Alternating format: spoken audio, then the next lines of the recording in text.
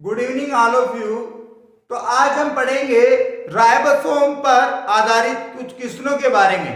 तो हमने पिछले वीडियो में पढ़ा था कि राइबोसोम क्या होता है, उसे थ्योरेटिकल रूप में हमने जाना था। तो आज हम लेकर आए हैं राइबोसोम पर आधारित क्वेश्चन। तो देखते हैं हमारा पहला क्वेश्चन क्या है कि राइबोन्यूक्लिक अम्ल होती है, यानी कि राइबोन्यूक्लिक अम्ल जो होता है वो किसमें उपस्थित होता है। तो इसका आंसर जो होगा वो होगा कि केंद्रक व कोशिका द्रव्य में उपस्थित होता है। केंद्रक व कोशिका द्रव्य, कोशिका द्रव्य, इसके अंदर ये राइबोन्यूक्लिक अम्ल जो होता है वो प्रमुख रूप से उपस्थित होता है।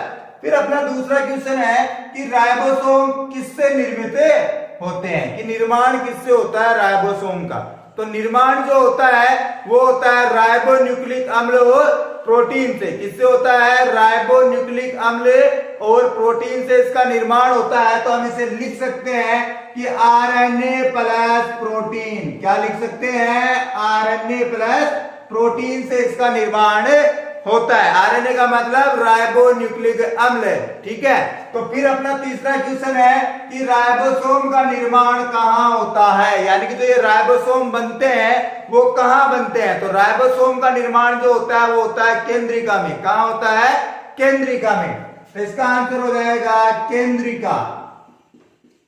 फिर देखिए अपना अगला क्वेश्चन है कि प्रत्येक राइबोसोम कितनी उप इकाइयों का बना होता है, कि कितनी उप इकाइयां राइबोसोम में पाई जाती है। तो दो उप इकाइयां राइबोसोम में पाई जाती है जिन्हें एटीएस और 70S हम कहते हैं। तो देखिए जो पहली उप इकाई होती है एटीएस, ठीक है, इसका जो विभाजन होता है वो दो भागों में होता है। एक होता है 60S प्लस 40S, तो ये इकाई क्या कहलाएगी? एटीएस। और दूसरी जो इकाई है वो है 70S, तो इसका जो विभाजन होगा वो होगा 50S प्लस 30S में। तो ये दो उप इकाइयां जो होती है वो राइबोसोम की उप इकाइयों के रूप में जानी जाती है। तो कितनी हो गई? दो। पहली कौन सी हो गई? एटीएस, और दूसरी कौन सी हो गई? 70S। फिर हम देखते हैं कि राइबोसोम की खोज किसने की, कि राइबोसोम की खोज करने वाला वैज्ञानिक कौन था। तो राइबोसोम की खोज की थी जॉर्ज पेलेट ने सन 1953 में। तो इसका आंसर हो जाएगा जॉर्ज पेलेट।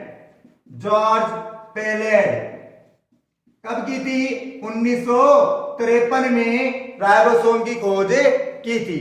तो अब मैं अगला क्वेश्चन बताने से पहले आपको बता दूं कि यदि आप लोगों ने हमारे YouTube चैनल को सब्सक्राइब नहीं किया है तो जल्दी से सब्सक्राइब कर लीजिए ताकि आने वाले वीडियोस के नोटिफिकेशन आपको मिलते रहे। तो फिर अपना देखते हैं हम अगला क्वेश्चन। तो अगला क्वेश्चन कहता है कि प्रोकैरियोटिक कोशिकाओं में राइबोसोम का जो आकार होता है वो कितना होता है। तो प्रोकैरियोटिक कोशिकाओं में राइबोसोम का आकार जो होता है वो होता है 15 से 20 नैनोमीटर। कितना होता है? 15 से 20 नैनोमीटर,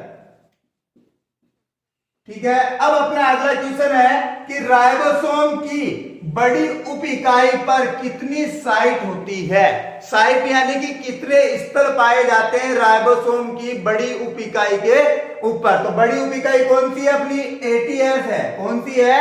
एटीएस। तो इस एटीएस पर दो साइट पाई जाती है जिन्हें हम कहते हैं ए साइट और पी साइट। क्या कहते हैं? ए साइट और पी साइट। तो ये दो इकाइयां यहां पर पाई जाती है। तो पहली कौन सी हो गई? ए साइट, ठीक है, और दूसरी कौन सी हो जाएगी?